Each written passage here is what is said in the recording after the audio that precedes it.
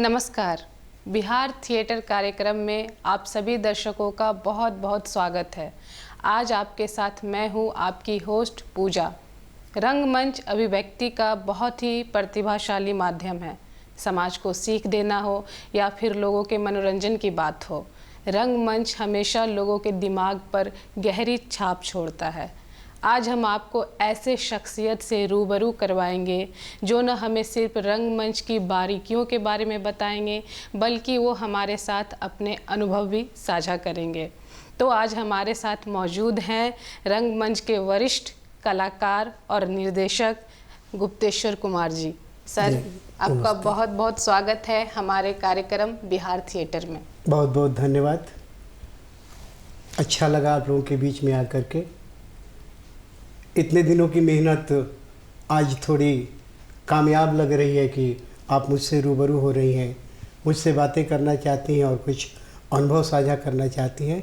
इसके लिए आपका दूरदर्शन परिवार का बहुत बहुत धन्यवाद। जी सर, जैसा कि हम लोग जानते हैं कि रंगमंच सदियों से चला आ रहा है, तो आज हम लोग सर के साथ कुछ सवाल जवाब करते हैं। तो चलिए शुरू करते हैं। सर, आप थिएटर कब से शुरू किए? आपने मुझे अतीत की यादें दिला दी। बात 1968 की है, जब मैं पटना रंगमंच से जुड़ा। उसके पहले स्कूली स्तर पर कभी किसी प्रोग्राम में, सरस्वती पूजा में या किसी आयोजन में छोटी छोटी भूमिकाएं करने का मौका मिला। मगर जब पटना आया तो यहाँ बिहार आर्ट थिएटर एक संस्था है, उससे जुड़ने का मौका मिला और इस लंबी दूरी में काफ़ी कुछ सीखने के बाद आज उस मुकाम पे पहुंचा हूं जहां आप मुझे वरिष्ठ रंगकर्मी का सम्मान दे रही हैं, मेरी बात कर रही हैं, मेरी चर्चा कर रही हैं। तो ये यात्रा शुरू हुई हमारी 1968 से। सर, रंगमंच से जुड़ने की कोई रोचक बातें जिससे लगा हो कि आपको रंगमंच ही करनी चाहिए? अपने को आपको औरों से अलग करने का एक जुनून था, एक ख्वाहिश थी कि मैं समाज में जाना जाऊं, पहचाना जाऊं। इसके लिए पहले तो मैंने खेल का क्षेत्र पकड़ा, कुछ दिनों तक क्रिकेट वगैरह खेला। मगर बाद में जब अखबारों से ज़्यादा रूबरू हुआ तो देखा कि कला की बातें यहाँ बहुत होती हैं। तो मैंने भी सोचा कि अगर इस क्षेत्र से मैं अपने आप को जोड़ता हूँ तो शायद एक पहचान बना पाऊँ, कुछ कर पाऊँ। और यही जुनून, यही पैशन लेकर मैंने 1968 से अपनी यात्रा शुरू की। बिहार आर्ट थिएटर में एक छोटे से अदना कार्यकर्ता के रूप में मैंने अपनी यात्रा शुरू की। काफ़ी दिनों तक बैक स्टेज में रहा, लाइट्स किए, म्यूजिक किए, मेकअप किया। एक क्रू के तरीके से मैंने अपनी यात्रा शुरू की और अचानक एक मोड़ ऐसा आया कि किसी दिन एक कलाकार ने अपनी असमर्थता जाहिर की कि मैं आज ये रोल नहीं कर सकता। उस दिन ये सवाल उठा कि इस रोल को कौन करेगा।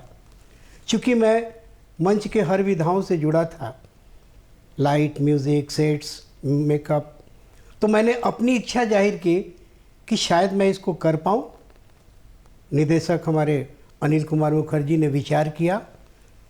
उनकी सहमति तो नहीं थी, मगर दल के लोगों ने कहा कि एक मौका दिया जाए और मैंने उस रोल को किया। उसके बाद वो इतने प्रभावित हुए कि आगे आने वाले 15 वर्षों तक मैं ही वो भूमिका करता रहा। लोगों ने सराहा, लोगों ने सर पे बिठाया और तब ये जुनून और ज़्यादा बढ़ा कि मैं अब थिएटर में ही अपनी कुछ खूबियाँ, अपना जीवन, अपनी शिक्षा, सब कुछ इसी में समाहित करके आगे जीवन में करने की कुछ कोशिश करूं। सर, आप रंगमंच काफ़ी पहले से करते आ रहे हैं। पहले के रंगमंच में और अब के रंगमंच में क्या फ़र्क आपको नज़र आता है? पहले का रंगमंच और आज के रंगमंच में काफ़ी बदलाव आया है। पहले का रंगमंच करने वाला एक कलाकार रंगमंच की सारी बारीकियों से परिचित होता था। सेट्स लगाना से लेकर लाइट व्यवस्थित करना, मंच तक पहुंचने की सारी गतिविधियों में अपने आप को शामिल करना पड़ता था। उसका फ़ायदा ये होता था कि सभी कलाकार जो एक्ट कर रहे हों, जो डायरेक्शन की टीम के हों, जो मेकअप की टीम के हों, सबको समान अवसर मिलता था एक दूसरे के चीज़ को सीखने के लिए। आज हमें सुविधाएं प्राप्त है, लाइट्स कोई संभालता है, म्यूज़िक कोई करता है, सेट्स कोई बनाता है, डायरेक्शन कोई करता है, एक्टिंग कोई करता है। तो आज हर क्षेत्र में विधाओं में बंटवारा हो गया है कि मैं एक्टिंग से जुड़ा हूँ, मैं इस विधा से जुड़ा हूँ। उस समय एक कलाकार सारी विधाओं से जुड़ा रहता था, तो शायद मेरी समझ से एक अच्छी ट्रेनिंग हो जाया करती थी। लोग अपने आप में एक दूसरे से सीख लेते थे। आज थोड़ा सा बदलाव आया है, ये बात तो सही है कि उसमें खूबियाँ भी आई हैं, बहुत सारी चीज़ें टेक्निकल जो एड्स हैं उससे हम लोग नाटक को और बेहतर बना पाते हैं। लेकिन सीखने का एक माध्यम था जो मुझे लगता है कि आज हर व्यक्ति एक एक सेक्टर पकड़ लिया कि मेरा काम तो एक्टिंग है, मेरा काम तो म्यूज़िक है, मेरा काम तो मेकअप है। उस समय सब मिलजुल करके सीखते थे। तो शायद मेरी समझ से एक ये बदलाव आया है कि उस समय सीखने का ज़्यादा मौका था, एक नाटक में इन्वॉल्व होकर कुछ करने की ज़्यादा गुंजाइश थी। जैसा कि हम जानते हैं कि हिंदी रंगमंच में पैसों की काफ़ी दिक्कतें होती हैं, तो सर नाटक करते हुए हम लोग अपना जीवन यापन कैसे करें पैसों के बिना? इसके विकल्प आपको कुछ नज़र आते हैं, कुछ समाधान? समाधान की बात आप कर रही हैं तो मुझे याद आता है कि पटना रंगमंच जब अपने सफ़र पे निकला था तो टीम चाहे कोई भी हो, लोग टिकट खरीद कर नाटक देखने के आदी हो गए थे। मनोरंजन का एक बहुत बड़ा साधन था जो सिनेमा के समकक्ष चल रहा था और लोगों को सारी चीज़ें एक मंच पर एक साथ एक परिवार के तरीके से पारिवारिक चीज़ देखने का मौका मिलता था।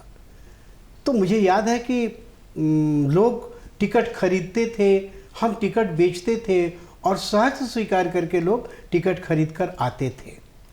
बाद में हमने मंच को सिनेमा में जाने का माध्यम बना लिया। मेरे लिए मुख्यतः उद्देश्य रहा कि मुझे सिनेमा में जाना है, टीवी में जाना है, सीरियल्स में जाना है और वहाँ से पैसे कमाने हैं। तो मंच मात्र एक सीढ़ी के तरीके से रह गया। हम लोग मंच सिर्फ इसलिए करने लगे कि हमारी एक कलाकार की पहचान बन जाए और हम उस दुनिया में अपने को प्रतिष्ठापित कर सकें। तो मंच थोड़ा कमज़ोर हुआ, मंच मात्र एक माध्यम बन के रह गया। आज अगर कोशिश करें हम तो ऐसी बात नहीं है कि लोग टिकट लेकर मंच देखने नहीं आएंगे, नाटक देखने नहीं आएंगे। नाटकों के स्टैंडर्ड काफ़ी बड़े हैं, खूबियाँ बड़ी हैं, नाटक के जीस्ट बड़े हैं, निर्देशक की समझ बड़ी है, एक से एक अच्छे नाटक हुआ करते हैं। लेकिन चूँकि हम लोग दर्शकों को मात्र इसलिए बुलाते हैं कि आप मेरा नाटक देखो और लोग देखें कि इतनी भीड़ है और मुझको फिर उसी बॉलीवुड की दुनिया में जाने में ये सहायता करें, तो कोशिश करें हम तो नाटक में भी रोटी है। हिंदुस्तान के बहुत सारे शहरों में नाटक होते हैं जहाँ टिकट बेचकर नाटक देखते हैं लोग, टिकट बेचकर नाटक करते हैं लोग। लेकिन हमारे यहाँ ये परंपरा छूट गई। हमें कोशिश करनी चाहिए और मुझे लगता है कि अगर हम कोशिश करें तो हम इसमें अवश्य सफल होंगे। रंगमंच में आपने पहले अभिनय से शुरुआत की, उसके बाद डायरेक्शन से शुरुआत की, तो इसकी शुरुआत कहाँ से हुई? कब आपको लगा कि हाँ मुझे अब नाटकों में निर्देशन करना चाहिए? पहले तो मैं मुख्यतः भूमिकाएं किया करता था। नाटक में मुझको चयनित किया जाता था, लोग सराहते भी थे, अच्छा भी लगता था। अचानक एक समय ऐसा आया कि मैं एक नाटक में भूमिका कर रहा था, हमारे निर्देशक की तबीयत कुछ ख़राब हो गई। तो उन्होंने कहा कि जब तक मैं इससे उबरता हूँ ज़रा तुम रिहर्सल करवा दिया करो और नाटक तैयार करने में मेरी सहायता करो। हमारे गुरु थे, अजीत गांगुली नाम था, बिहार आर्ट थिएटर के सचिव भी थे। मैंने वो नाटक तैयार किया, रविन्द्रनाथ ठाकुर का लिखा नाटक था। जब नाटक तैयार हो गया और उन्होंने फाइनल रिहर्सल्स देखा तो बोला कि निर्देशक में तुम्हारा नाम जाएगा। मैंने कहा कि नहीं, ये तो गलत बात है, आप निर्देशक हैं, मैंने तो मात्र असिस्ट किया है। वो इतने प्रभावित हुए कि उन्होंने कहा कि नहीं, इस नाटक के निर्देशक तुम हो गए। और उसके बाद एक सिलसिला शुरू हुआ कि मैं भी नाटकों का निर्देशन कर सकता हूँ। फिर ये दौर आगे चला, मैंने अपने आप को अभिनय से अलग किया और नाटकों के निर्देशन लेखन में अपने आप को झोंका। आज उसी में अपने आप को कुछ करने की कोशिश कर रहा हूँ। हम बिहार में रंगमंच करते हैं, लेकिन हमारे जो रीजनल लैंग्वेज है, भोजपुरी, मगही, मैथिली, इन सबों में काफ़ी कम नाटक देखने को मिलते हैं। तो सर, आपको नहीं लगता है कि इन भाषाओं में नाटक करना चाहिए ताकि हमारे इन भाषाओं का उन्नति हो? निश्चित, आपका प्रश्न काफ़ी वाजिब है। हमारे जो रीजनल लैंग्वेज है, क्षेत्रीय भाषाएं हैं, हिंदी में तो हम नाटक करते ही हैं, कोशिशें और भाषाओं में भी यहाँ की जाती है। मैथिली, मगही, भोजपुरी, इन भाषाओं में लोग नाटक करते हैं। ये बात दूसरी है कि इसके दर्शक लिमिटेड होते हैं, कम होते हैं, उसी क्षेत्र के लोग होते हैं। मगर मेरा अनुभव है कि जब भी इन भाषाओं को लेकर कोई नाटक हुआ है, दर्शकों की संख्या अच्छी रही है, लोगों ने सराहा है। और आज तो स्थिति ऐसी है कि पूजा जी, इस लैंग्वेज में, यहाँ की भाषाओं में, क्षेत्रीय भाषाओं में फिल्मों का निर्माण हो रहा है। भोजपुरी भाषा की बात आपने करी, तो अभी चंद दिनों पहले ही विश्व रंगमंच दिवस गुजरा है और मैंने 27 मार्च को भोजपुरी नाटक का ही मंचन किया था, जिसमें करीब 52 कलाकार मंच पे थे। लोगों ने सराहा, लोगों ने स्वीकारा। हम थोड़ा दूर हो गए हैं, नहीं तो भोजपुरी में तो आप देखेंगे कि फिल्मों का निर्माण भी हमारे यहाँ काफ़ी पहले से हुआ है। मगही की फिल्में भी बन गई है, मैथिली की फिल्में भी बनी है। तो ये हमारी जिम्मेदारी होती है कि हम अपनी क्षेत्रीय भाषाओं में नाटक करें, फिल्म करें और उसका जितना भी प्रचार प्रसार हो सके हिंदी की भाषा के साथ हम करने की कोशिश करें। बिहार में रंगमंच सदियों से चला आ रहा है। सर, मैं आपसे ये पूछना चाह रही हूँ कि बिहार में रंगमंच का भविष्य क्या है? बिहार के रंगमंच के भविष्य की बात आप कर रही हैं, तो अगर अतिशयोक्ति नहीं हो तो मैं कह सकता हूँ कि बिहार ही एक ऐसा राज्य है जहाँ नाटकों की संख्या भारत के और राज्यों से काफ़ी अधिक है। पटना रंगमंच ने जो एक लंबी दूरी तय की है, इसके बहुत प्रतिष्ठित निदेशक, कलाकार, इन लोगों ने जो मेहनत की है, उसका रिज़ल्ट हमको देखने को मिलता है कि आप अगर मेरी बात को माने तो मैं ये दावे के साथ कह सकता हूँ कि पटना वो स्थान है जहाँ एक वर्ष में कम से कम 300 दिन नाटकों का मंचन होता है। आप प्रेमचंद रंगशाला की बात कर लें, आप कालिदास रंगालय की बात कर लें, आप रविंद्र भवन की बात कर लें, आप भारतीय नृत्य कला मंदिर की बात कर लें, इतने अच्छे कलाकारों की भीड़ यहाँ है, इतने सशक्त निदेशक यहाँ हैं, इतनी अच्छी संस्थाएं हैं। मैंने मुंबई में भी देखा है, मैंने दिल्ली में भी देखा है, मैंने बेंगलोर में भी देखा है। लेकिन इस तरीके का जज्बा, इस तरीके का जुनून, इस तरीके का पैशन जो यहाँ के निदेशकों में, यहाँ के कलाकारों में है, कम पाया है हमने। वहाँ नाटकों की कीमत होती है, वहाँ नाटकों के पैसे मिलते हैं। हमारे यहाँ हर कलाकार अपने घर में डांट फटकार सुनता है, अपने घर की रोटी कम करके मंच को जीवित रखने की कोशिश करता है।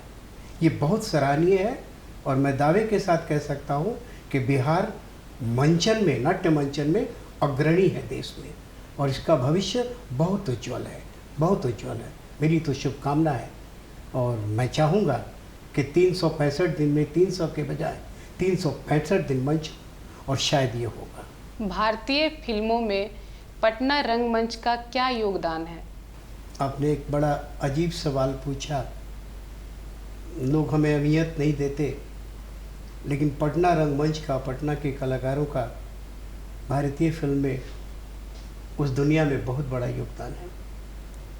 तब जब पटना से बम्बई, आज मुंबई जाने के कोई साधन नहीं थे, जब यहाँ से कोई गाड़ी डायरेक्ट नहीं जाती थी, खंडों में बंट के जाती थी, मनेर का एक आदमी, एक नौजवान हिम्मत किया उसने, रामायण तिवारी नाम था, और वो मुंबई गया। उसने झंडा गाड़ा अपने अभिनय का, सैकड़ों फिल्मों में काम किया, किसी भी परिचय के मोहताज रामायण तिवारी नहीं है। और वहाँ से यात्रा शुरू हुई फिल्मी दुनिया में बिहार के योगदान की। तो संगीतकार चित्रगुप्त गए। हम लोग भूल जाते हैं यहाँ के फिल्म मेकर्स को, यहाँ मंजुल सिन्हा को भूल जाते हैं, जिन्होंने इतने बड़े एपिसोड दूरदर्शन पे लिखे। हम लोग भूल जाते हैं प्रकाश झा को, जिन्होंने एक शुरुआत करी कि फिल्मों में हस्तक्षेप बिहार का होना चाहिए। ऐसे सैकड़ों लोग आपको मिलेंगे। भाषाओं की बात आपने करी थी, आपको स्मरण होगा या लोगों को जानकारी है कि इतना प्रभावित था मुंबई का या बॉलीवुड की दुनिया कि जब गंगा मैया तो पीरी चढ़े वो फिल्म का निर्माण विश्वनाथ साहब आदि ने शुरू किया, तो उसमें लता जी के गाने की बात हुई। वो तैयार नहीं थे।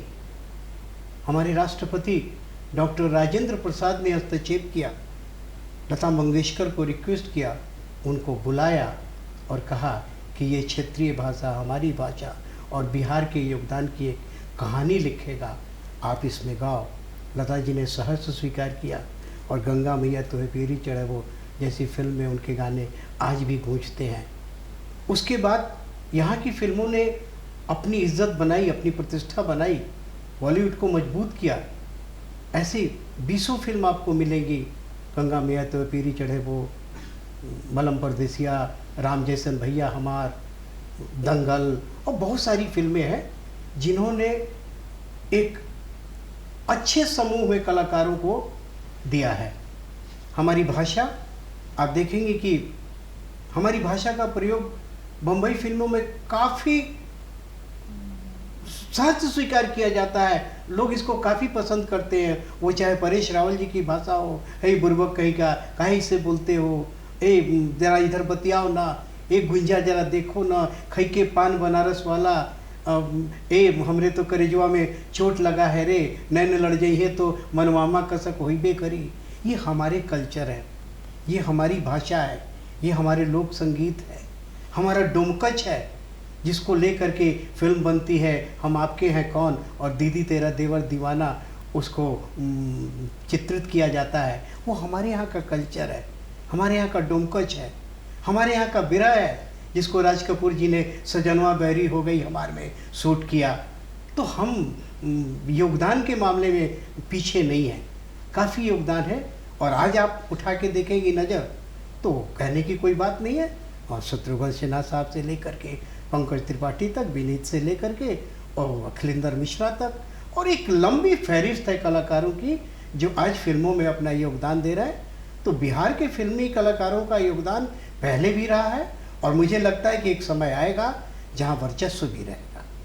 हमारे बीच बहुत सारे दर्शक हैं जो इस फील्ड में करियर बनाना चाहते हैं, तो सर आप इस फील्ड में करियर बनाने को लेकर आप क्या कहना चाहते हैं? काफ़ी अच्छा प्रश्न किया आपने।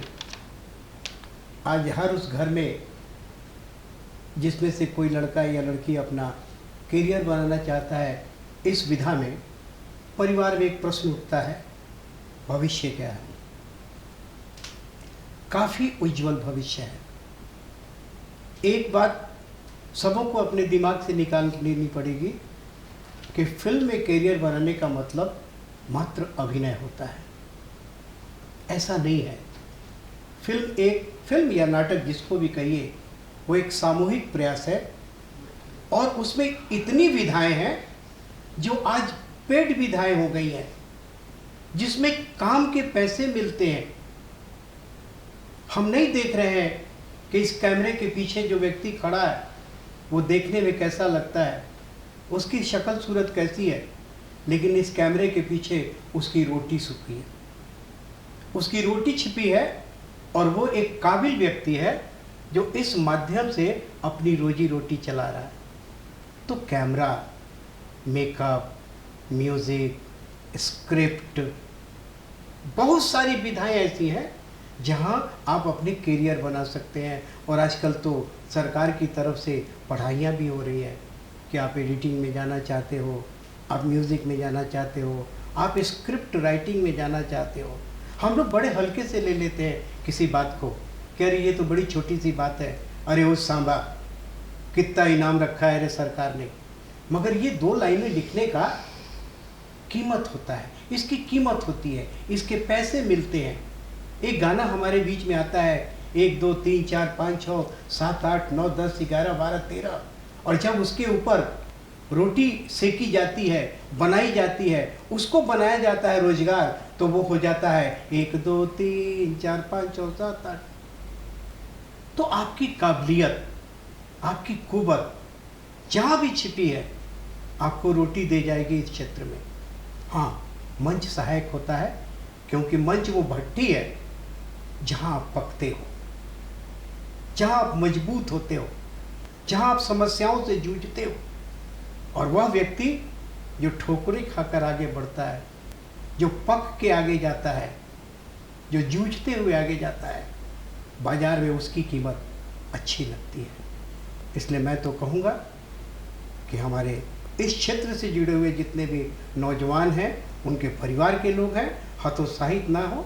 बहुत सारी जगह है जहाँ इसके ट्रेनिंग्स दिए जाते हैं, इसके बारे में बताया जाता है, और आज ये बहुत बड़ा व्यापार बन करके उभरा है। इसलिए अपने बच्चों को प्रोत्साहित कीजिए, उनको मंच से जोड़िए, उनको सिनेमा से जोड़िए, क्योंकि इससे जोड़ने के बाद आप उनको रोटी से जोड़ पाएंगे। सर, आज आपसे बहुत कुछ सीखने को मिला। आज आपसे बहुत ही महत्वपूर्ण बातचीत हुई और दर्शकों को भी रंगमंच की हर एक बारीकियां सीखने को मिली। तो इसके लिए बहुत बहुत धन्यवाद सर। और दर्शकों, वक्त हो चला है विदा लेने का। फिर मिलते हैं अगले सप्ताह इसी समय। नमस्कार।